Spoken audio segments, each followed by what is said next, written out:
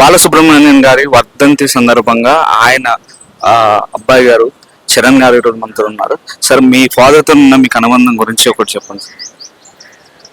తండ్రి కొడుకుల అనుబంధం. ఇంకా దీనికి పైన నేను ఆయనకి పెద్ద రసికుడిని. ఆయన కొడుకుగా నాకు కథలు చెప్పడం కన్నా ఆయన ఎంత గొప్ప గాయకుడు, ఆయనకి నేను ఎంత పెద్ద రసికుడును అని చెప్పడానికి ఇంకా చాలా 5 సంవత్సరాలు అయింది కాబట్టి ఇంకేమైనా ప్లాన్ చేస్తున్నారు సార్ సహాయం చేయడం కానీ? ఎవరు సహాయం చేయడం? ఆయన పేరు మీద చాలా జరుగుతున్నాయి. చెన్నైలో ఇప్పుడు ఒక 50 మంది 60 మంది మ్యూజిషియన్స్, పాతకాలపు మ్యూజిషియన్స్, వయసైన వాళ్ళు, ఇప్పుడు వృత్తి లేని వాళ్ళకి ఒక 50 మందికి నెలకి 2000 రూపీస్ మా ఫౌండేషన్ నుంచి మేము ఇస్తున్నాము నాన్నగారి పేరు మీద. అది జరుగుతున్నది. ఇక్కడ కూడా చాలా వరకు నేనే పర్సనల్ గా నాన్నగారి పేరు మీద ఒక 5 పిల్లల్ని చదివిస్తున్నాను. ఎందుకు సార్ ఇన్ని రోజులు అసలు ఎవరికి తెలియకుండా? ఇది తెలిసేవి, మన సంతృప్తి కోసం చేసే విషయాలు, అది బయట చెప్పుకోవడానికి కాదు, జరుగుతున్నది పనులు. చాలా మంది చిన్న చిన్న విషయాలనే చెప్పుకుంటారు, అలాంటివి మీరు ఇంత పెద్ద పని చేస్తున్నారు. ఆయన పేరు ఎవరికి ఇది తృప్తి కలుగుతుందో అదే వాళ్ళు చేస్తున్నారు. నేను నాన్నగారు ఎలా చేసేవారు అది నేను కంటిన్యూ చేస్తున్నాను అంతే. అండ్ ఇప్పుడు వచ్చే సింగర్స్ కి ఆయన పేరు ఆయన దగ్గర నుంచి నేర్చుకోవాలంటే ఏం చెప్తారు మీరు? అతని ఆయనే చెప్పండి, ఇంక నేనేం చెప్తానండి ఏం నేర్చుకోవాలన్నది. వాళ్ళ పిల్లలకి ఇప్పుడు ఈ కాలంలో అందరికి సత్తా ఉన్నది. వాళ్ళకి ఎస్పీ బాసు అంటే ఏమిటో తెలుసు, ఆయన పాటలు అంటే ఏమిటో కూడా వాళ్ళకి తెలుసు. వాళ్ళు నేర్చుకుంటూనే ఉన్నారు.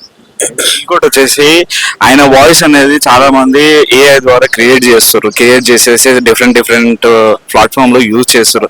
అది కరెక్ట్ అంటారా కాదంటారా? అసలు ఏంటి అది? నాకు తెలిసి ఒక కంపెనీ మాత్రమే, ఒక సినిమా మాత్రమే యూజ్ చేశారు, దాని తర్వాత వాడలేదు.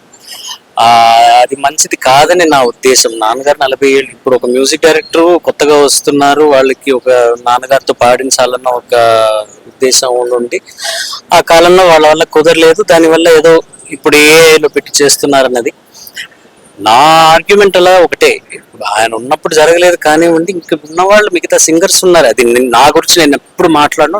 నా గురించి నేను ఒక సింగర్ గా నేను భావించి నేను మాట్లాడలేదు. చాలా మంది సింగర్స్ ఉన్నారు, వాళ్ళకి అవకాశం వచ్చి యాక్చువల్గా ఆ పాట శ్రీకృష్ణే పాడారు. ఆయన పేరు టైటిల్స్ లో రావాలన్నది నా అభిప్రాయం.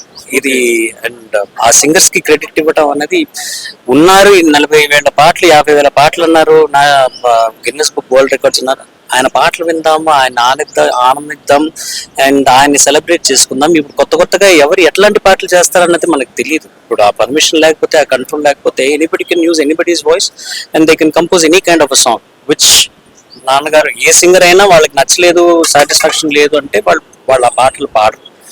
సో అట్లాంటప్పుడు ఆ అవకాశం ఆ సింగర్ కి ఒక ఆప్షన్ గా ఇవ్వాలి. వాళ్ళు అయిపోయిన వాళ్ళ కాలం అయిన తర్వాత ఇప్పుడు వాళ్ళ వాయిస్లు వాడుకోవాలి అని చెప్పి ఇష్టమైన పాటలు చేయడం అంటే it's not a good trend అన్నది నా అభిప్రాయం.